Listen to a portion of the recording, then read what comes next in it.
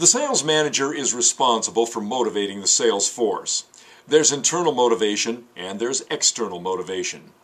Internal motivation is that inner quality a salesperson has to reach within him or herself and get the job done. When the job provides opportunities for achievement and personal growth and advancement, the individual with high internal motivation will step up and work even harder to succeed. Then there is external motivation. Now this is where there are outside forces that help inspire the salesperson to excel. This is where your higher commissions and cash bonuses or other rewards come into play. Successful motivation tends to incorporate both receiving a reward for exceptional performance and personal satisfaction in meeting and exceeding goals. External rewards programs should focus on developing new accounts, expanding upon existing accounts, and improve after the sale service. Put up the reward that offers the most impact. Maybe it's cash, maybe it's a non-cash reward that offers a memory and not just more money. Then it's important to avoid setting unrealistic goals.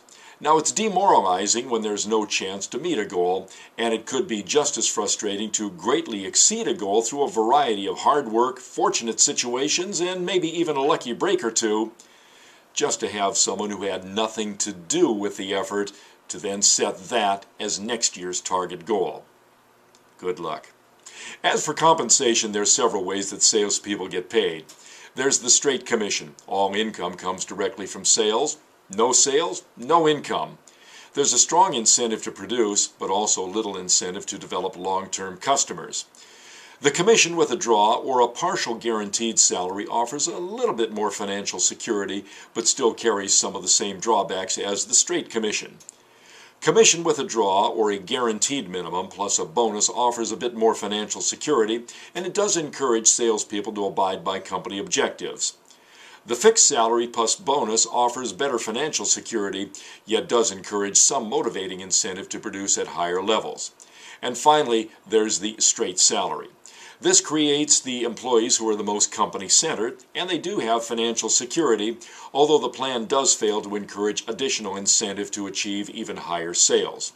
The compensation plans can also include separate provisions for additional income, such as insurance benefits, paid vacations, and pensions. A sales compensation plan can be established with the intent of specific product movement, percentage sales increases, establishing new accounts, and increasing sales. Be sure that sales and marketing objectives are well defined, pre-tested to make sure they're effective, carefully explained to the sales force, and can change when market conditions warrant doing things differently. Finally, make sure the plan is reviewed periodically to make sure it fits in with the company's strategic goals. It can be difficult to actually measure a salesperson's productivity, although measure we must. Conditions may vary from salesperson to salesperson and even territory to territory. And one set of numbers may not tell the whole story or may not even present an accurate picture. Comparisons with past years can be misleading because of changing market conditions. Managers can use quantitative criteria and qualitative criteria. Quantitative criteria can be measured in numbers, for instance, sales volumes in dollars, units or products, new accounts, and numbers of customer calls. Qualitative criteria is harder to measure. Things such as attitude, product knowledge, communication and other skills, selling skills, initiative, and team collaboration, just to name a few. Actual measurement should be the numbers, but don't forget the other qualitative criteria, because doing these things well can also contribute to increased sales. It's also effective to bring the salesperson into the evaluation of his or her own performance. Now, this can even be its own form of personal development. In this course, we've gone into depth on developing a personal selling philosophy, selling relationships, product, customer, and presentation strategies, and the management of self and others. Now, there's no guarantee that all or even any of this will actually work in making you a top seller.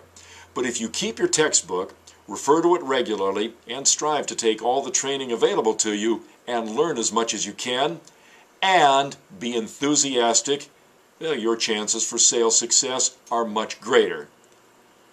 Don't forget to ask for the order, and now go get 'em.